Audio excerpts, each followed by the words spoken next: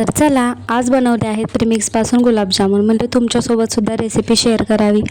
खूप सुंदर असे हे गुलाबजामुन तयार होतात आणि माझं तर फेवरेट आहेत गुलाबजामुन. तुम्हालासुद्धा आवडतात का कॉमेंटमध्ये नक्की सांगा.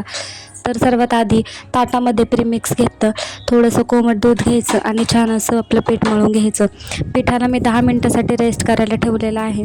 तोपर्यंत म्हणलं चला पाक तयार करून घेऊयात. तर पाकासाठी मी एका पातेल्यामध्ये 1 ग्लास पाणी आणि 1 ग्लास साखर अशा प्रमाण घेऊन छान असा आपला पाक तयार करून घ्यायचा आहे.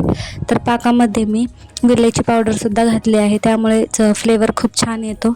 आणि चला आपला पाक तयार होत आहे एकीकडे. तर म्हणलं तोपर्यंत आपले गुलाबजामुन रेडी करून घेऊयात. मग मस्त असे गुलाबजामुन गोल गोल आपल्याला रेडी करून घ्यायचे आहेत. खूप सुंदर असे गुलाबजामुन तयार होतात. एका प्रीमिक्सच्या पाकिटामध्ये अगदी 40 ते 42 गुलाबजामुन आरामशीर होतात. खूप सुंदर असे गुलाबजामुन तयार झाले होते. तर सर्व तुम्हाला व्हिडिओत दाखवते त्याप्रमाणे सर्व गुलाबजामुन मी इथे तयार करून घेतले. आणि मस्त आता आपला पाकसुद्धा इथे रेडी झालेला आहे. लगेच कढई ठेवली, त्याच्यामध्ये तेल घातलं आणि मस्त तेल तापू द्यायचं छान. त्यामुळे काय होतं, गुलाबजामुन आपले पटपट तळल्या जातात.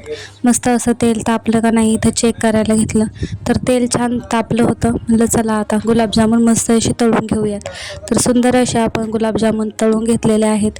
व्हिडिओमध्ये दाखवल्याप्रमाणे मस्त लालसर कलर येईपर्यंत गुलाबजामुन तळून घ्यायचे. सर्व गुलाबजामुन मी असेच तळून घेतले. एकदम भारी दिसत होते. मला तर वाटत होतं लगेच खावा, पण नाही. खूप सुंदर असे गुलाबजामुन तयार झालेले आहेत. चला तर आता माझा फेवरेट पार्ट म्हणजे गुलाबजामुन पाकात टाकले. आणि व्हिडिओ आवडल्यास रेसिपी लाईक करा. चलो बाय.